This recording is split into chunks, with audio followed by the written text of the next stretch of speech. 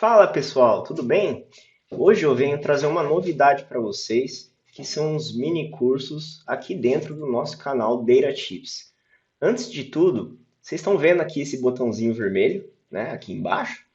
Então apertem para se inscreverem no meu canal e ficar por dentro sempre de vídeos novos sobre diversos conteúdos da área de dados toda semana. E se ao final do vídeo vocês curtirem o conteúdo, então apertem um joinha e compartilhem com algum amigo que quer entrar na área. Beleza? Bom, nesse vídeo, né, nesse mini curso, a gente vai falar um pouco sobre ETL. Para quem não sabe, ETL é basicamente extração, transformação e carregamento dos dados, né? O L é o load em inglês. E a gente vai extrair dados de uma API, tá? Eu vou explicar daqui a pouco, já já, o que é uma API, tá? Então fiquem tranquilos. O que vocês precisam saber? A gente vai extrair dados de uma fonte, tratar esses dados, né? Organizar, criar mais algumas métricas, variáveis, e depois vamos carregar em um banco de dados no BigQuery. O BigQuery vocês já conhecem, eu já trouxe aí vários exemplos da gente realizando alguns scripts e algumas queries ali dentro, né, do console do BigQuery. Então a gente vai utilizar ele, que é essa página que está aberta aqui. Vocês estão vendo que tem várias abas abertas, então a gente vai trabalhar sobre várias coisas diferentes nesse mini curso. E ele vai ter várias partes, tá? Então, nessa primeira parte eu vou falar um pouquinho sobre o que a gente vai fazer, vou falar também sobre o script em Python. Na verdade, a gente vai construir do zero um script em Python. Então, eu deixei até aqui uma aba do Jupyter Notebook aberto, tá? E a gente vai trabalhar em cima dele, escrevendo um código 100% do zero. E também algumas outras coisas aqui que a gente vai tentar entender, né? Sobre a Binance, que eu vou mostrar para vocês. Acredito que vocês não conheçam também a Binance, mas vou explicar ao longo do curso. E também vou falar um pouco sobre a parte ali dos códigos, né, das funções que tem dentro da API da Binance. Bom, depois que a gente colocar, né, esses dados ali no BigQuery, então vou criar depois aqui um dataset, uma tabela, e a gente vai exportar isso para o Data Studio, né? Também já fizemos isso em outros vídeos do canal, acho que vocês lembram aí, se vocês assistiram. A gente vai criar um dashboard, tá? Então, alguns gráficos ali, só para mostrar do início ao fim todas as etapas de um pipeline de dados, né, que podem acontecer. É um exemplo, né, de pipeline. Existem vários tipos de pipelines, mas a gente vai buscar dados em uma fonte, tratar, carregar esses dados e mostrar para o usuário final dentro de um dashboard, né, com todas as visualizações ali prontas para serem filtradas, entendidas e auxiliar na tomada de decisão, né? Lógico que aqui a gente vai fazer um projeto sobre criptomoedas, né? Nem sempre vai ter muito a ver com o mercado de trabalho, mas vocês vão aprender os conceitos, desenvolver um script do zero, né, e completo, para depois conseguir aplicar no seu trabalho ou em alguns projetos pessoais. Beleza? Bom, então o título, né, é mini curso de ETL e a gente vai extrair dados de uma API. E aí, o que é uma API? Acho que talvez alguns de vocês não saibam, outros já ouviram falar, outros já utilizaram. API, basicamente, né, é uma interface que programadores constroem, né, e facilita a comunicação entre duas partes, né, entre duas pontas. Então, um exemplo, né, o Facebook tem uma API, né, o Instagram, o Facebook, o Google tem uma API. E aí você pode, né, se você tiver ali o cadastro no Facebook, por exemplo, você como desenvolvedor pode construir um código, né, escrever um código, e você se conectar a essa plataforma, tá? Essa interface, que é construída ali pelos desenvolvedores do Facebook, tá? E você consegue extrair informações que são ligadas à sua conta. E também outras informações que não são ligadas à sua conta, que são ali informações gerais que são públicas e disponíveis ali para todos os usuários do Facebook, tá? Então, a API, ela é uma plataforma ali que ela foi construída, tá, pela empresa e você consegue acessar essa API e utilizar algumas funções, né, para extrair algumas informações, tá? Então, basicamente é isso. Não vou entrar aqui tanto em detalhes. E aí, o que a gente vai fazer hoje? A gente vai conectar a Binance, né? A Binance, ela é uma corretora, né? Ela é uma bolsa global de criptomoedas, tá? E criptomoeda é uma moeda digital, caso você não conheça. Já deve conhecer, né? Porque ultimamente estão falando bastante. A gente está aqui em 2021.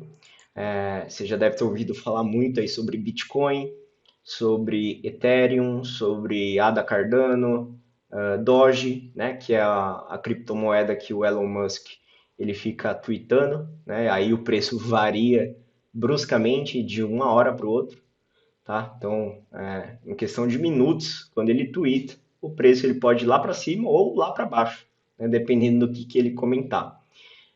Então, as criptomoedas elas estão sendo cada vez mais utilizadas, né?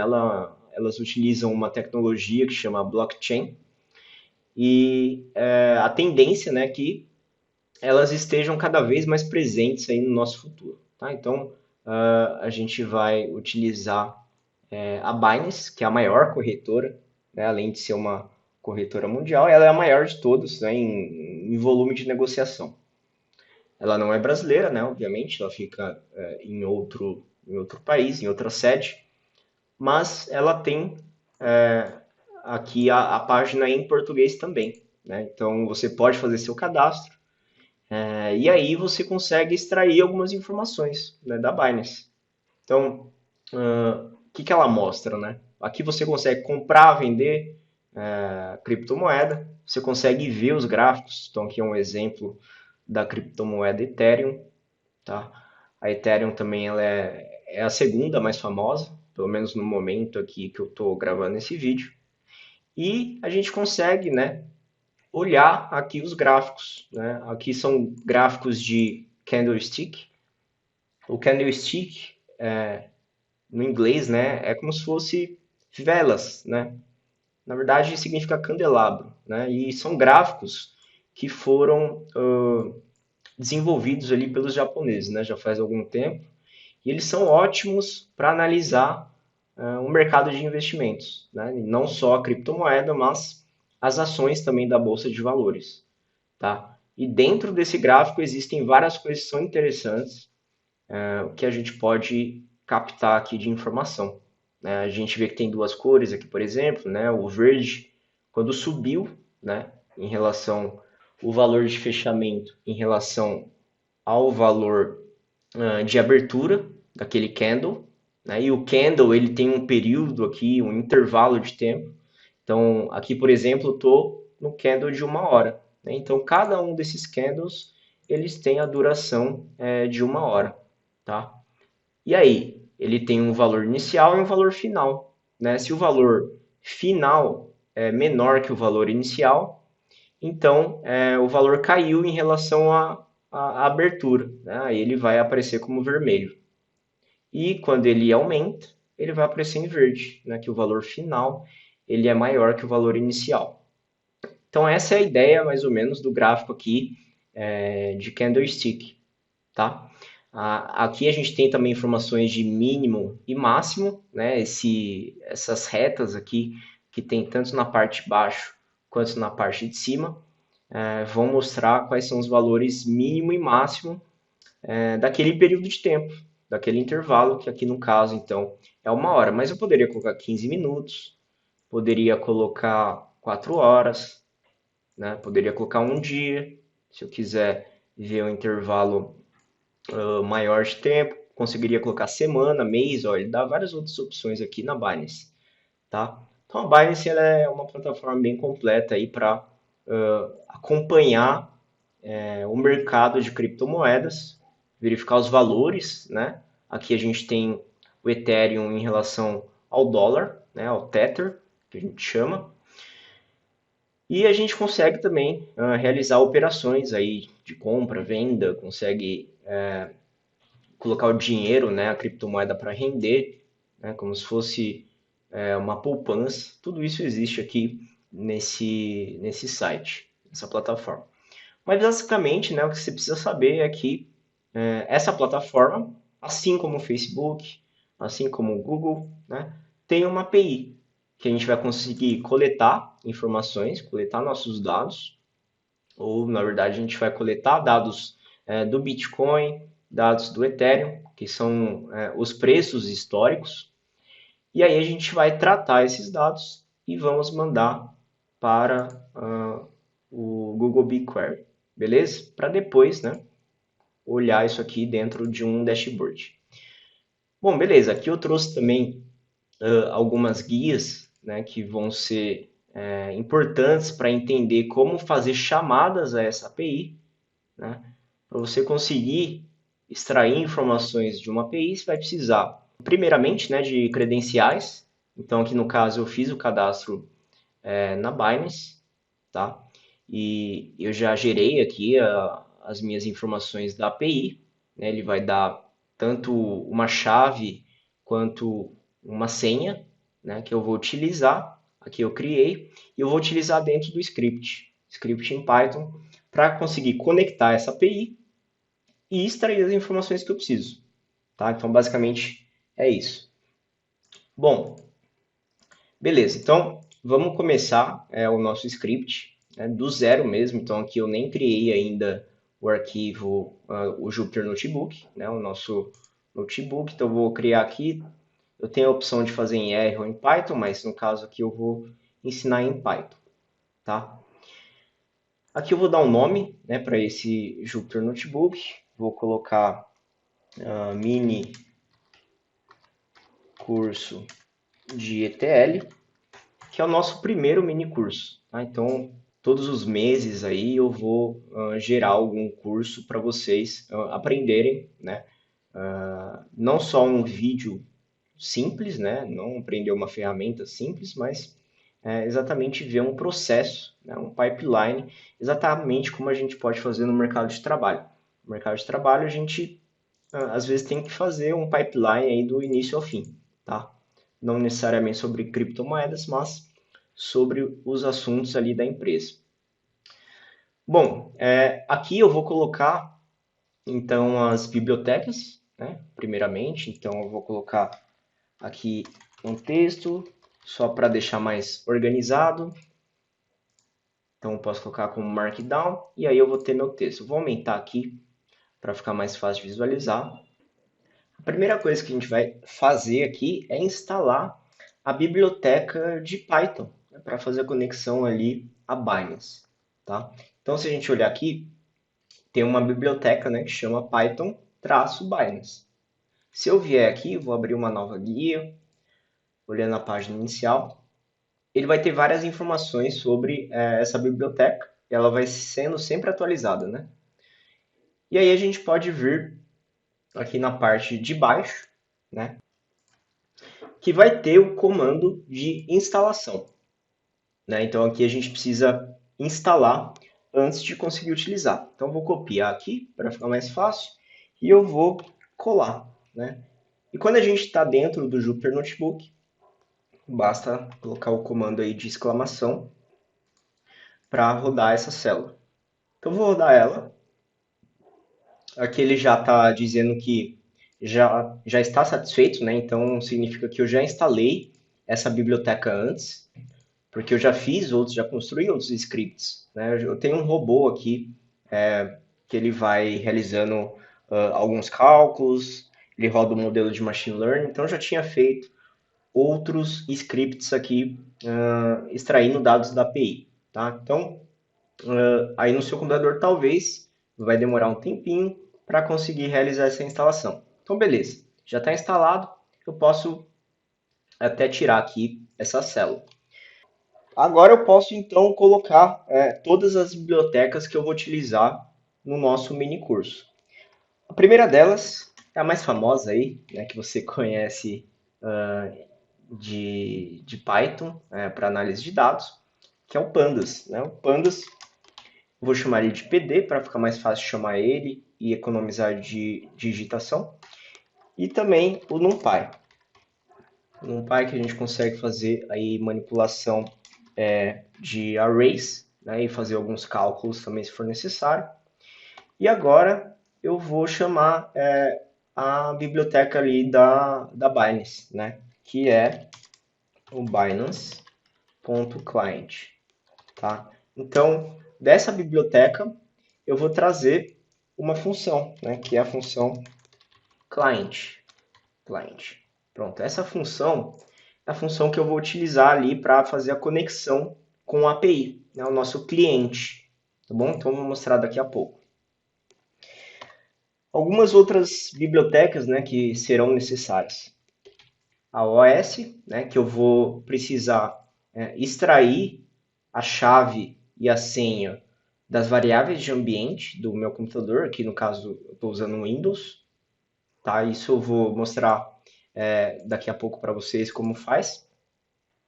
E eu vou também pegar as bibliotecas do BigQuery, né? Porque como eu falei, além de fazer a extração dos nossos dados e tratamento, a gente vai também mandar isso para o banco de dados, que no caso é o BigQuery. Tá? Então eu preciso das bibliotecas de conexão ao BigQuery também. Tá? Então tem duas, né? O Google Cloud, e aí eu importo o BigQuery, e tem também o Google Wolf 2 para importar o Service Account. Tá? E aí com o Service Account eu vou conseguir fazer uma leitura de um JSON, que eu vou mostrar agora como gera, que é o JSON, né, é um arquivo JavaScript Object Notation, que eu consigo pegar ali as credenciais, né, gerar as credenciais do BigQuery ou do Google Cloud ali para conseguir extrair ou jogar informações dentro da plataforma. Bom, e aí como que eu gero, né, esse arquivo que eu vou fazer a leitura? Para gerar esse arquivo, aqui é a página do BigQuery, você vem aqui no menu de navegação, você pode ir depois em IAM administrador, então no caso colocar aqui o IAM, ele demora um pouquinho para carregar. Aqui em contas de serviço, eu posso então, na parte de ações, gerenciar chaves, né? Quando eu vou em gerenciar chaves, ele vai pedir, né, para eu adicionar uma chave se já não tiver criado. No caso aí de vocês, se vocês não tiverem criado em nenhum momento, já teve outros vídeos aqui do canal que eu gerei essa chave, né, para mandar dados ao BigQuery, mas eu vou adicionar novamente uma outra. Então, eu vou criar a nova chave e já vou deixar aqui como JSON. E pronto, ele vai fazer o download, né? E o download eu vou mandar para minha pasta, né? A pasta que eu utilizo aí o notebook. Bom, eu estou com um monitor aqui, então eu já passei o arquivo para minha pasta. E aí quando a gente vem aqui em Home, a gente vê que ele já apareceu. Eu vou renomear para ficar mais fácil, né? Aqui está um nome gigante. Vou colocar GBQ. Pronto, GBQ, rename, GBQ de Google BigQuery. Vou fechar isso aqui. E beleza, a gente já gerou então, eu posso voltar à página inicial lá do BigQuery. E aí a gente consegue retomar o curso. Bom, beleza.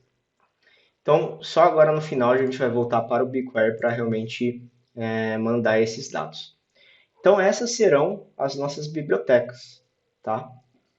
Eu vou dar um run aqui e já vou criar o arquivo de conexão das credenciais ali do BigQuery, né? Então, primeiramente, eu tenho que colocar credentials igual, deixa eu colocar em minúsculo, né? Credentials igual a service account, deixa eu copiar e colar aqui para ficar mais fácil, service account. Aí dentro de Service Account, se eu der um tab aqui, ele vai aparecer todas as opções. No caso, a gente vai utilizar primeiro o Credentials e depois o From Service Account File. Né? Por que File? Porque é um arquivo que a gente vai utilizar para conexão com o BigQuery. Tá? Então aqui basicamente eu vou precisar de duas coisas, né? O KeyPath, que no caso é é o diretório que a gente colocou esse arquivo, né? No caso, é o mesmo diretório do script, né? Porque a gente está aqui na mesma pasta. Então, eu vou simplesmente digitar o nome do nosso arquivo, JSON, e depois colocar os scopes, né? O segundo, no caso, são os scopes. E os scopes, eles são exatamente ali onde a gente vai realizar a conexão através dessas credenciais. Então, são dois, né, sites que a gente vai colocar. No caso aqui, vou colocar o Cloud Platform. Aqui já tinha colocado aspas duplas. Vou só copiar aqui de novo. Vou tirar esse. Aqui eu vou dar um Enter para ficar mais fácil de visualizar. Aqui a gente tem uma lista. Eu vou adicionar o outro que é o Drive. Tá? Então, vou colocar o Drive aqui e vou dar um Enter. Tá? Então, basicamente assim a gente vai conseguir criar o nosso objeto de credenciais, tá? Para conseguir realizar a conexão com o Google BigQuery. Tá? Então, aqui eu vou dar um Run e beleza. Então, ele já criou. Se a gente até visualizar aqui, ele vai mostrar, né, que criou aqui o nosso objeto de credenciais do Google Cloud, né, para o Google BigQuery e a gente conseguir mandar os nossos dados. Beleza, isso aqui agora a gente vai utilizar só ali no final. Vamos passar para a segunda parte, que é a conexão com a API da Binance. Então a gente precisa conectar com a nossa fonte, que é a parte E aqui, né, a parte E de ETL, que é de extração. Aqui eu vou colocar como Markdown, deixar mais organizado, beleza. A gente vai agora ler, né, tanto a nossa chave quanto a nossa senha, né, que são geradas ali pela parte da API da Binance. Né? Então você pode colocar um nome aqui para sua API e você vai lá em criar API. Tá? Criando sua API, você pode pegar os valores ali de chave, né, que é a key e a secret key, para colocar isso nas suas variáveis de ambiente. Né? Se você vier aqui, digite aqui para pesquisar, e você colocar variáveis de ambiente, pronto, né? Ele vai mostrar aqui para você e você pode apertar em variáveis de ambiente. Quando você aperta variáveis de ambiente, simplesmente você consegue criar lá variáveis e quais são os valores dessas variáveis. E aí, dentro do script, eu vou chamar esses valores, para não ter que ficar colocando, né, o valor dentro do script como texto. Né? Então, isso aqui vai aumentar a nossa segurança. Tá? Porque se alguém conseguir o script, né, e aí isso aí vale já para o mercado de trabalho. Né? Se alguém consegue o script que você utiliza e tem credenciais escritas dentro desse script, aí é um problema de segurança. Né? Então, se você colocar ali nas variáveis de ambiente e você chamar essa variável, tá? Você consegue armazenar ela aqui dentro do script sem mostrar isso para quem está lendo. Beleza? Então, eu já adicionei lá. Então, eu vou colocar API Key aqui, vou colocar OS. Né? OS eu falei que é a biblioteca que a gente vai utilizar para ler as variáveis de ambiente. Então, quando eu dou um tab aqui, a gente vai procurar uma que chama getEnv, né? Que, no caso, significa o quê? Pegar variável de ambiente, né? Que no caso é environment variables, tá? Então, eu vou clicar aqui e vou digitar qual que é o nome lá na variável de ambiente que eu setei essa variável. No caso, eu coloquei esse nome, então Binance API Key, tá? Então, ele vai ler essa variável lá e vai trazer o valor e jogar nesse objeto, beleza? Então, vou fazer isso tanto para o key quanto para o secret. Então aqui copiei, colei, vou modificar e agora trocar aqui que eu chamei lá de secret key, só que em maiúsculo, secret key. Beleza, então eu setei lá nas variáveis de ambiente E agora estou colocando dentro dessas variáveis aqui, desses objetos em Python. Beleza. Agora, com esses dois objetos, eu consigo realizar a conexão à API da Binance, né, para extrair informações de lá. Se eu não tiver um key, um secret, eu não vou conseguir fazer a conexão e não vou conseguir extrair o que eu quero. Bom, vou chamar o objeto de client, em minúsculo, client, e vou chamar o client em maiúsculo, né, que foi o que a gente trouxe aqui com essa biblioteca. Tá? E aqui basta eu colocar o API key, copiar, vírgula, API secret. Pronto. Aí ele já vai criar, né, aqui dentro de, assim como a gente fez com credentials, né, que ele utiliza credenciais ali do Google, eu consigo criar também com as credenciais da API da Binance. Beleza? Pronto. Então isso aqui já é suficiente para eu conseguir extrair informações de lá. Beleza. Qual que é a primeira coisa que a gente vai extrair? Vai ser simples. Eu vou extrair, né, dados históricos. Então, extraindo dados históricos do Bitcoin. Extrair dados históricos do Bitcoin. Esse é o nosso texto. E beleza. Como que eu faço isso? Então, agora, eu vou mostrar para que servem aquelas guias que eu mostrei para vocês. Então, eu quero obter, né, informações históricas. Né? Aqui tem todas as funções, né, que a Binance ela oferece aí na API dela, né, que eu consigo realizar extrações. Né? E uma dessas funções é esse aqui, ó, Get Historical Clients, né, que esse clients ele se refere ali aos gráficos de candle, né? Então a gente consegue obter os valores históricos, né, de cada um dos candles. Dentro dessa função, ele mostra quais são os parâmetros, né? Os parâmetros, quais são os valores padrão desses parâmetros e tudo mais. O primeiro, né, parâmetro importante é o símbolo, ou seja, eu vou precisar mandar, né, para essa função qual que é o token, né, qual que é a criptomoeda que eu vou querer obter o histórico, né, qual que é o par de criptomoedas, tá?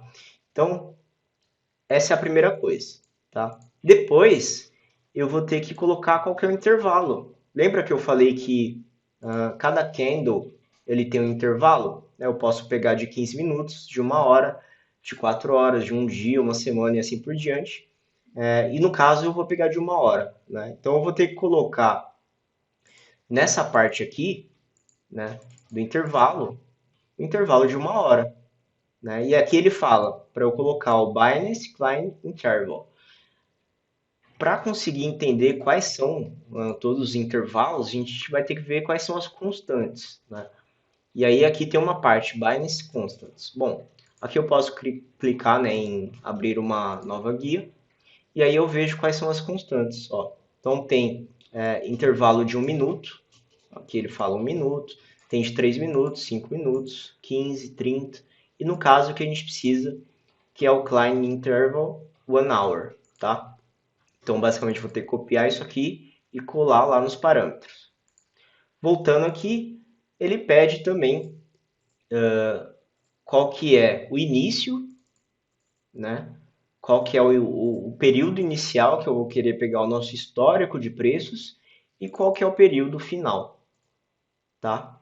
Então, eu preciso passar isso em milissegundos, né? Ele fala aqui, ou no formato UTC, como um texto, né?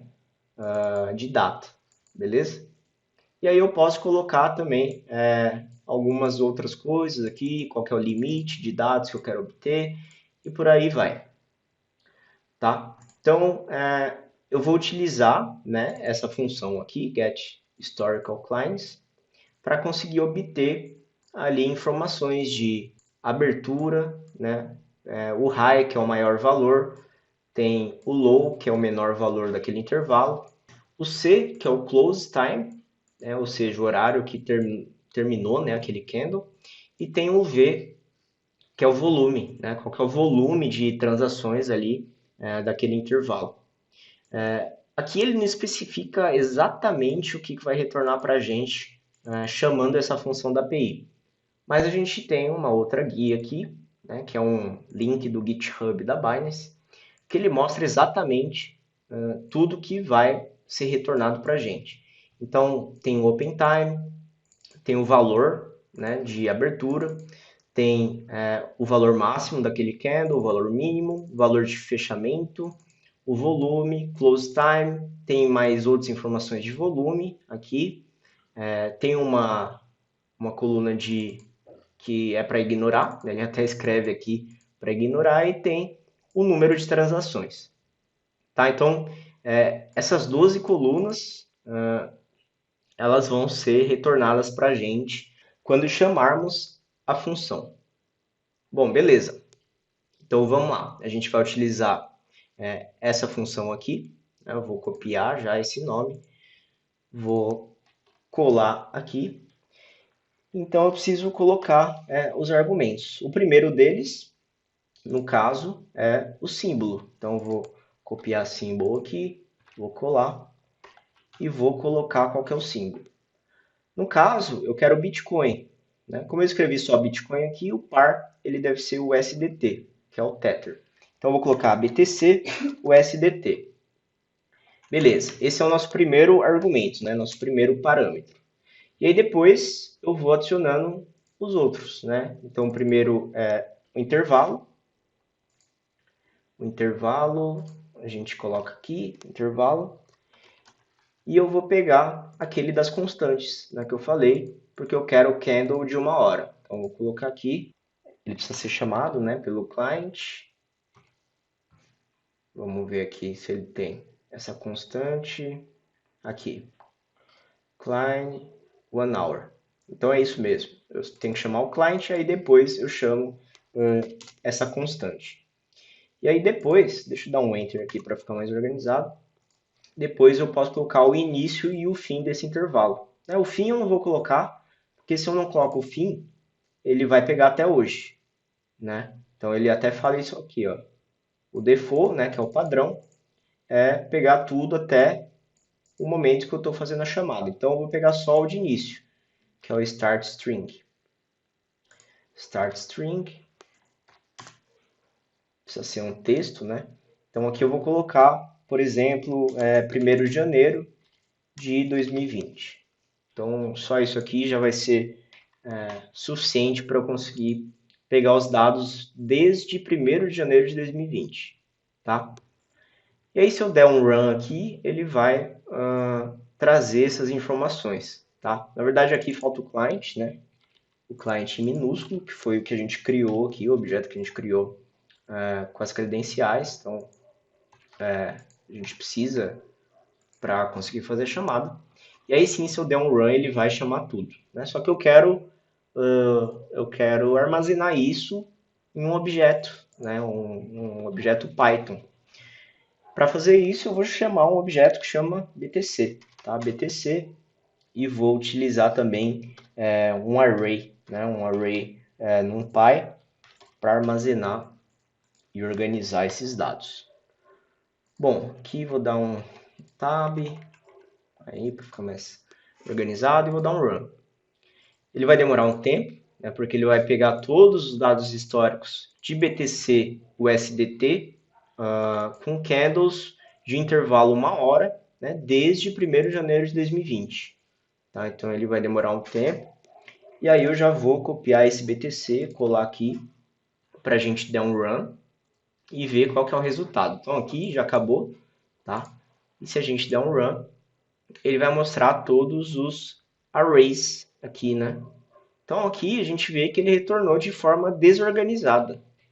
Né? A gente precisa organizar essas informações para conseguir visualizar da melhor maneira possível, tá? Aqui vamos pegar o primeiro, né? O primeiro desse array, para ver exatamente quantas colunas estão sendo retornadas. Né? Primeiro eu vou colocar BTC, vou colocar 0 aqui para chamar o primeiro valor. Tem várias vírgulas, então vários valores disponíveis. Vamos ver qual que é o tamanho, se é 12 mesmo. Então, vou colocar len de BTC0, ou seja, eu vou querer ver o tamanho desse objeto, então aqui está como 12. Beleza. Então, 12, se a gente olhar aqui dentro, aqui, né, no GitHub, a gente vê que tem os 12 mesmo, né, nessa ordem. Então, open time, open high, low, e assim por diante. Então, a gente vai ter que dar nomes aqui, porque quando a gente faz a chamada API, ele não traz os nomes das colunas. Então, a gente pode transformar isso aqui num data frame agora, tá? Um objeto mais parecido aí com uma tabela de Excel, por exemplo, aqui dentro de Python. Então, beleza, vou transformar esse BTC aqui em um data frame. Depois vou transformar isso numa função também, porque a gente vai extrair os dados de ETH e aí ficar repetindo o código realmente não dá. Aqui eu vou minimizar. Beleza. Então agora eu vou transformar esse resultado em um data frame. Então vou criar um objeto que chama df, né? E vou criar um data frame. Então pd data frame. Aqui eu coloco o nome do nosso objeto, BTC. Vou colocar o dtype como float, né? Porque aqui são só números, né? Alguns eles têm vários valores depois da vírgula, né? Tirando esses de tempo, de timestamp, mas eles a gente vai ter que converter também de milissegundo para uma data realmente específica no nosso time zone, porque essa é outra coisa, né? Quando a gente faz chamada API da Binance, ele virá provavelmente aí como o TC, né? Então a gente vai ter que transformar isso no nosso time zone, né? Que no caso é América São Paulo.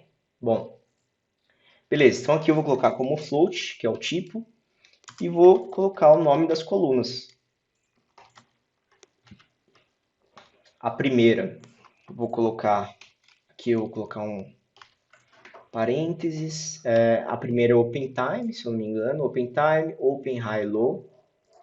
Então, open time.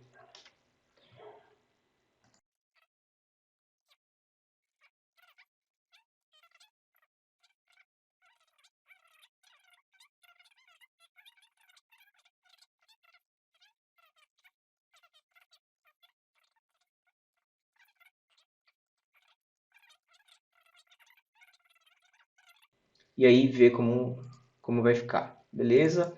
Rodamos.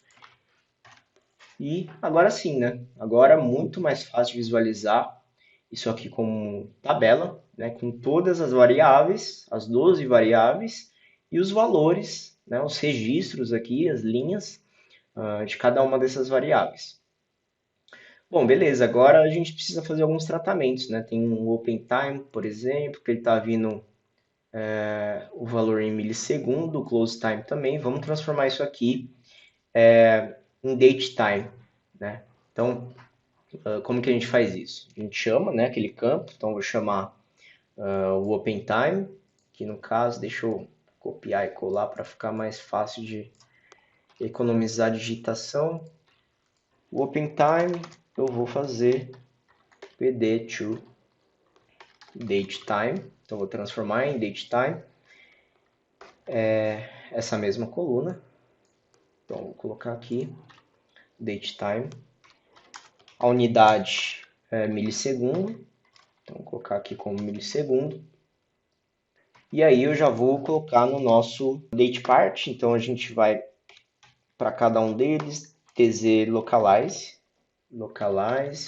e aí a gente sabe que ele é o tc, né? E aí eu vou transformar ele para tz convert, vou colocar para América São Paulo, né? Então aqui, América São Paulo. Beleza. Assim a gente já vai conseguir transformar, né, o nosso campo que está em milissegundos, a gente transforma V, né, localiza ele como TC, e transforma ele para o nosso time zone, né, que é o América São Paulo. Então aqui se eu der um run, a gente vai verificar que ele já substituiu, né, o Open Time, né, o Open Time, então ele substituiu certinho aqui pela nossa data. Antes o que era milissegundo, agora é uma data, né, bem mais bonita. E também o nosso time zone, que é o -3 no caso, né, de América São Paulo. É o TC-3. Bom, a mesma coisa que a gente fez para Open Time, tem que fazer também para o Close Time. Então vou copiar esse close aqui, colocar aqui e dar um run. Ah, tá. Aqui eu preciso colocar ele também e aí dar um run. Bom, beleza. Se a gente olhar, o nosso DF agora, ele tem essas duas colunas transformadas, né? Então, agora fica muito mais fácil de visualizar qual que é aquela data, né? Ao invés de ver só em milissegundos, tá? E agora tem também as nossas outras informações, beleza? Bom, e aí, o que mais que a gente pode fazer aqui para tratar esses dados? A gente pode selecionar só as colunas que interessam. No caso, eu vou querer selecionar as colunas, essas aqui, né, essas primeiras, com certeza, que é Open Time, Open, High, Low, Close, Volume, Close Time. Vou querer essas. Então, vou colocar aqui, trazer mais para cá. Beleza. Vou querer também o Number of Trades.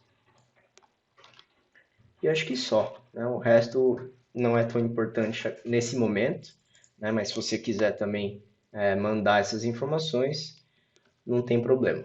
Bom, beleza. Então aqui eu estou fazendo um slice, né? Estou pegando parte desse nosso data frame a partir de algumas colunas só. Então eu vou substituir o DF, né? Por por esse outro data frame só com essas colunas, né? Eu posso dar um run aqui e depois visualizar. Então, beleza. Agora a gente tem o nosso data frame só com as colunas que realmente interessam. E agora eu vou transformar isso aqui já numa função, né? Vou chamar a nossa função de Binance Data Frame. Binance Data Frame. E aqui ele vai receber um valor, né? Que no caso são os clients. Tá. Beleza? Então agora a gente pode transformar tudo que a gente fez aqui, né, num data frame mesmo. Então o primeiro é esse aqui, tá? Então ele vai gerar aqui um array, né? Então vou chamar de AR dentro da função. Depois a gente transformou já em um data frame, né? Só com as colunas que interessam. Então vou colocar isso aqui também, transformando nosso data frame e depois pegando, né, os time zones aqui de milissegundo para América São Paulo, né, nossa data América São Paulo. E por último, vamos pegar, né, só essas colunas aqui que interessam. Bom, beleza, aqui eu só preciso substituir por R, e aí agora a gente pode retornar, né, nessa função o nosso DF. Beleza. Aqui eu posso passar uma outra coisa também, que é o símbolo, né? Assim, a gente pode fazer isso para vários símbolos. Então aqui eu vou colocar symbol, né?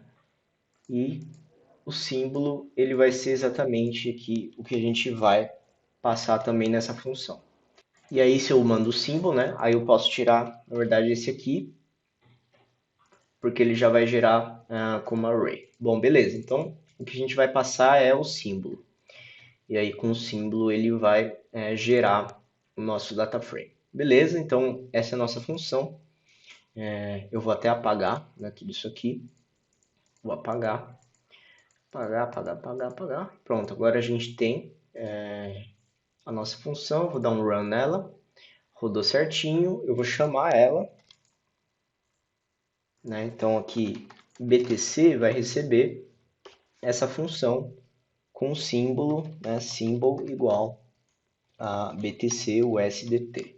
Vamos ver se vai funcionar. E aí a gente roda e depois vamos já verificar esse data frame, né, todo organizado, né, todo transformado. Então essa é a parte T do nosso ETL, que é a transformação dos dados.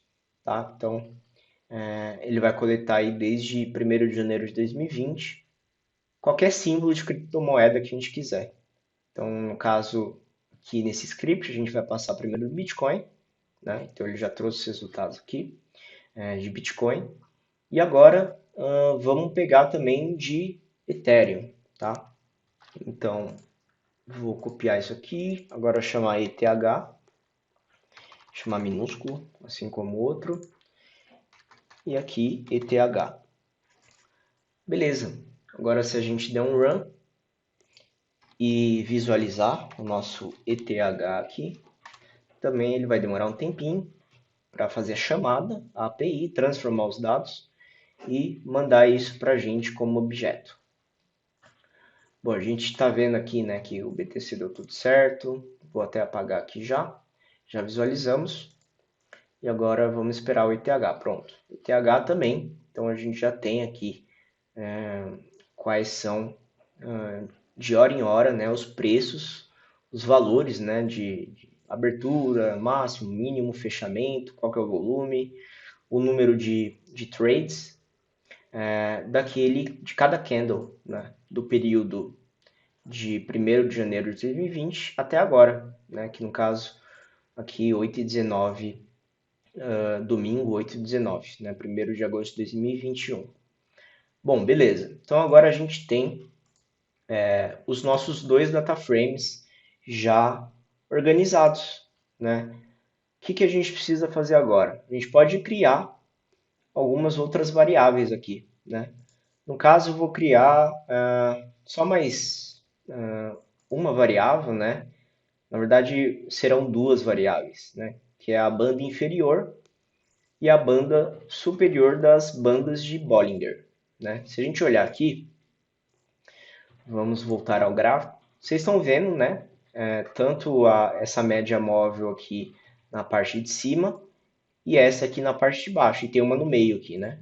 Que sempre passa no centro das bandas de Bollinger, certo? As bandas de Bollinger, elas são bastante famosas aí em investimentos, né? No mercado de investimentos. Porque são indicadores de volatilidade, né? E elas são formadas aí por três médias móveis, né? No caso, a de cima, a de baixo e essa central, tá? E aí com essas métricas, com esses indicadores das bandas de Bollinger, a gente consegue antecipar níveis de preço, né? Topos, fundos, e dá para saber também quando um ativo ele está se valorizando demais, né? E aí ele vai tender depois a descer. Porque se você olhar as bandas de Bollinger, né, os preços eles vão variando, né, os candles, eles sempre vão variando aí no meio de cada uma, né, dessas bandas, da parte superior e inferior, né? Quando passa, no caso aqui, por exemplo, que passa para cima, ele tende a voltar depois, né? Então, aqui passou, então está valorizado demais o ativo, então ele vai descer, né? Aí ele passa a média central, sobe novamente e assim ele vai caminhando, né? Aqui passou de novo, então provavelmente ele em algum momento ele vai voltar. E aqui também pode acontecer, né, de passar para baixo, tá? E aí ele vai aumentar novamente, né? Como aconteceu aqui. Então, as bandas de Bollinger, elas são indicadores muito bons aí para analisar, né, para fazer análises gráficas aí do preço, né, para entender quando o ativo está desvalorizado, quando ele está supervalorizado e assim por diante, tá? Então, beleza, a gente vai reproduzir essas mesmas curvas, né, no máximo e no mínimo aqui, lá no script em Python. A gente vai criar as nossas variáveis. Se a gente olhar aqui na Binance, ele tem, né, o Bollinger aqui 22, né? O que significa isso? Se a gente vier aqui na parte de configurações, nas bandas de Bollinger, ele mostra que tem um parâmetro de 20 e um de 2, né? Que é o multiplicador e o tamanho aqui, o length, tá? São eles, basicamente, que vão ser utilizados ali para criar as nossas variáveis de máximo e mínimo, tá? Que é a banda superior e a banda inferior. Então, aqui eu vou salvar e a gente vai lá direto para o script. Então, no caso lá na Binance, ele usa 22, dá para modificar lá, né? O multiplicador, né? Conforme a gente vai aumentando, então, se a gente colocar 3 aqui, por exemplo, você vai ver que as bandas vão aumentar para cima, né? E vão aumentar aqui, né? Em tamanho para baixo. Então, ó, tá vendo? Elas ficaram mais gordinhas. E o length, né? Ele vai mudar o quanto a gente pega de dados históricos para trás, né? Para realizar o cálculo e a construção das bandas, né? Então, se aqui eu colocar 50, por exemplo, né? Ó, ele vai pegar os dados mais históricos para conseguir montar a banda. Mas no caso aqui a gente vai utilizar 20 mesmo, 20 e 2, tá? Para construir as nossas bandas, beleza? Então, aqui a gente vai agora criar a parte, né, de criação, faltou um sustenido, criação de bandas de Bollinger. Faltou aqui um B, aí, beleza. Bandas de Bollinger.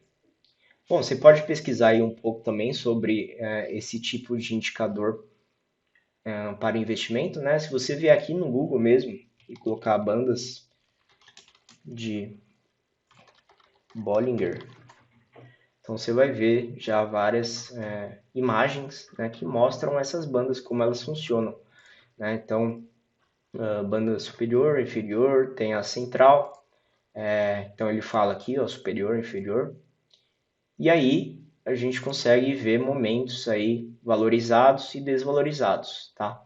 Então ele mostra aqui em alguns exemplos. Bom, são muito utilizados aí para ações da bolsa, né, para criptomoedas e por aí vai. Para eu conseguir criar a banda inferior e a banda superior de Bollinger, eu vou precisar primeiro criar a média móvel, né, das últimas 20 horas, que no caso a gente está utilizando o período de hora, né? Então por isso que eu vou pegar das últimas 20 horas e não os últimos 20 dias, né? Se fosse aqui o intervalo de um dia, aí sim seria dos últimos 20 períodos, que no caso seria de dias. Então aqui eu vou criar primeiramente a média móvel das últimas 20 horas, tá? Para eu criar essa média tanto para o BTC quanto para o ETH, tá? Para eu criar, eu vou utilizar, né, funções aí que vêm já com pandas que auxiliam nesse cálculo, né? No caso, eu vou utilizar o shift e o rolling, né? Vou explicar já já o que é, mas aqui no caso, vou pegar BTC, aí o período de fechamento, tá? Do último, no caso com shift, escrevi errado, shift do último candle, né? Então, a partir do último candle, por isso que eu estou dando um shift 1 aqui, então vou pegar o valor, né, para cada registro aqui, se eu olhar o nosso data frame BTC, a gente vai pegar para cada registro, eu vou calcular, né, em relação ao anterior, aqui, o valor de fechamento. Se a gente vê que, por exemplo, esse 4, né, se na hora que eu estiver calculando qual que é a média móvel das últimas 20 horas desse registro aqui, eu vou pegar o Shift 1, Close, tá? Que no caso é o valor anterior do candle anterior, né, de fechamento, porque aqui eu estou selecionando o close. E aí eu vou fazer um rolling 20, né? Então a partir desse eu vou ir 20 para trás e pegar a média desses valores de close. Então aqui eu vou utilizar o rolling 20 e depois a média. Então basicamente o que ele faz aqui, né? Ele vai para cada registro pegar o valor de fechamento do candle anterior, no caso é o que está escrito aqui. Depois ele vai andar durante 20 registros e vai pegar a média desses 20 registros. Tá? Isso ele vai fazer para cada uma das linhas do data frame. Né? Então, a mesma coisa a gente vai fazer para o ETH. Então, ETH de ETH. Então, aqui deixa eu fechar. Vou recriar esse aqui. Pronto. Então, executou. Agora, se eu olhar o BTC, ele vai mostrar. Né? Eu vou dar um head aqui. Head 25. Aqui tem que ser minúsculo. E vou executar. Quando eu dou um head 25 desse data frame, estou vendo as 25 primeiras linhas, você vai ver que os primeiros 20 registros, né, do 0 ao 19, dessa coluna aqui que a gente acabou de criar, vão estar nulos. Por quê? Porque ele não encontrou 20 registros anteriores para realizar a média da nossa variável de fechamento. Tá? Então, a partir do 20 ele mostra. Por quê? Porque no registro 20, eu vou pegar o anterior de close, que é esse aqui, né? Vou andar 20, então vou andar até aqui, e vou tirar a média de todos esses valores aqui, né? Para trazer essa média aqui, tá? Então ele vai fazer isso para cada um dos registros, né? Então sempre vai aumentar um registro, uma linha para frente. Bom, beleza, então é isso que a gente fez aqui. E eu vou precisar fazer a mesma coisa para o desvio padrão. Então, vou criar aqui o desvio padrão. Desvio padrão das últimas 20 horas. E vou chamar de DP, né? Então, agora, modificando o nome da coluna. E ao invés de min, eu vou colocar STD, que no caso é o Standard Deviation. Bom, vou colocar aqui e vamos então rodar. Rodando aqui, eu vou verificar novamente o nosso data frame. E aí, beleza, ó, ele tem o MM20 e o DP20. Né? Então, ele tem os valores tanto de média móvel dos últimos 20 dias, quanto de desvio padrão dos últimos 20 dias. O que eu posso fazer agora? Agora sim eu consigo construir a banda inferior e a banda superior. Então, vamos criar primeiro a banda inferior. Né? A banda inferior eu vou chamar de banda inferior mesmo, então banda inferior. E vou fazer o quê? Vou pegar a média móvel, e vou subtrair duas vezes o desvio padrão. Então, vou colocar aqui desvio padrão. Então, o que é, na verdade, o que a gente olha aqui na Binance, né? Tem o 20 e o 2, né? Se a gente olhar nas configurações, o 20 e o 2. O 20 é o quanto a gente vai ali para trás, e o 2 é o multiplicador, que é o que está aqui na fórmula. Então, esse aqui é o multiplicador, 2. E o 20 é o quanto a gente andou ali no rolling, tá? Beleza, então isso aí você já sabe agora. E a gente vai criar a mesma coisa para o ETH. Então, ETH, banda inferior, ETH e ETH. Beleza, já temos a banda inferior. Como será que é a fórmula da banda superior? Substituir aqui superior. E basicamente é um mais, né? Então, substituir o menos por mais. Então, ele vai pegar a média móvel de 20 dias, vai fazer duas vezes o desvio padrão para baixo. Então, se a gente olhar aqui, ele pega a média móvel, né? Ele vai multiplicar por 2 né? E vai achar aqui a nossa banda inferior. E a mesma coisa para a banda superior. Ele vai criar aqui a banda superior. Sempre utilizando valores passados, tá? Para construir essa métrica, esse indicador. Então, beleza. Agora a gente tem a banda... Ah, deixa eu trocar o nome aqui, né? Banda superior e banda inferior. Beleza. Então, aqui com menos e aqui com mais. O de cima já rodei, agora só falta esse. Então, já criamos as nossas bandas de Bollinger. Agora, vamos olhar novamente o nosso data frame. Vou diminuir ele aqui. Então, a gente tem as 4 variáveis aqui que a gente criou, né? De bandas inferiores e bandas superiores. Bom, tanto para o Bitcoin quanto para o Ethereum. Então, acho que já basta, né, em relação às variáveis que a gente criou. E vamos, então, mandar lá para o Google BigQuery, né, esses dois data frames, essas duas tabelas. Bom, se a gente ir lá no BigQuery, a gente vai ver que já tem um dataset que chama Dashboards, que eu utilizei no curso aí de Dashboards, criação de dashboards com Google Data Studio, mas vou criar um outro.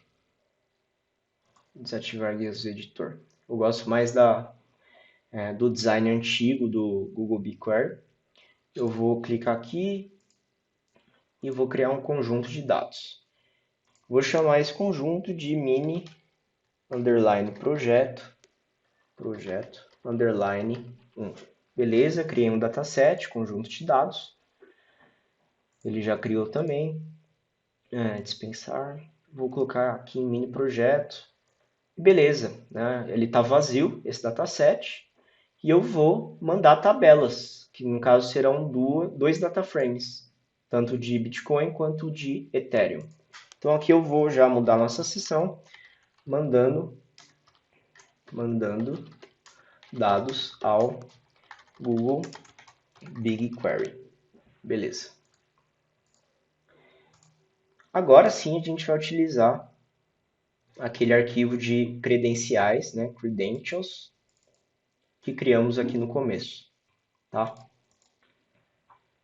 Beleza. Para fazer isso, a gente vai pegar tanto BTC, vamos pegar o ETH e tem uma função do próprio Pandas, né, que é o toGBQ. Ou seja, vou pegar esse data frame e vou mandar para o Google BigQuery. Dentro dele, eu vou colocar as credenciais, que no caso eu criei um objeto que chama credentials. Vou colocar uma tabela destination table, que é a tabela de destino. Aqui eu vou chamar... Primeiro eu preciso colocar o nome do dataset que eu criei lá, que no caso foi mini projeto 1. Deixa eu copiar aqui.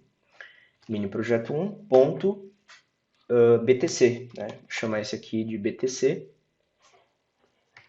E por último, a gente tem que colocar, né, o if exists, então replace. O que significa isso, né? Se a tabela já existir, eu quero que dê um replace, né, nessa tabela, que no caso é substituir essa tabela por uma nova, que no caso a nova seria esse data frame. Tá? Então com esse único código eu consigo mandar essas duas tabelas lá para o Google BigQuery. Então, uma vai chamar BTC e a outra vai chamar ETH, né? As duas no mesmo dataset que é o mini projeto 1. Bom, beleza. Então, vou rodar aqui e vou rodar aqui. Aqui já deu algum problema, vamos ver qual que é, tá? Vamos ver o que mais que ele fala. Ah, tá. Aqui ele fala sobre o nome dos campos, né? Das nossas colunas, na verdade. Uma coisa que a gente esqueceu aqui é que a gente colocou espaço, né? E não pode colocar espaço no nome das tabelas. Então, aqui eu vou colocar um underline. Bom, aqui então faltou, né, tirar o espaço e colocar um underline também nesses dois registros, né? Então tem que tomar muito cuidado. Na verdade é normal você rodar o código e dar alguns erros, né? A gente sempre esquece alguma coisa. Então aqui eu vou rodar novamente e vamos ver se funciona, se não dá mais nenhum erro. Aqui também vai dar erro. Então deixa eu pausar. Vou colocar aqui o underline. Aqui também. Aqui também. E só falta mais um agora. E aí sim vai funcionar. Então mudei aqui. Falta também aqui. Aqui. E pronto. Já mudamos todos. E agora não vai dar mais nenhum problema. Vamos dar um run. Rodar novamente aqui. E aí sim, por último, finalmente mandar ao Google BigQuery. Bom, então beleza, né? A gente vai mandar isso para o Google BigQuery. Então vai aparecer dentro desse dataset as duas tabelas.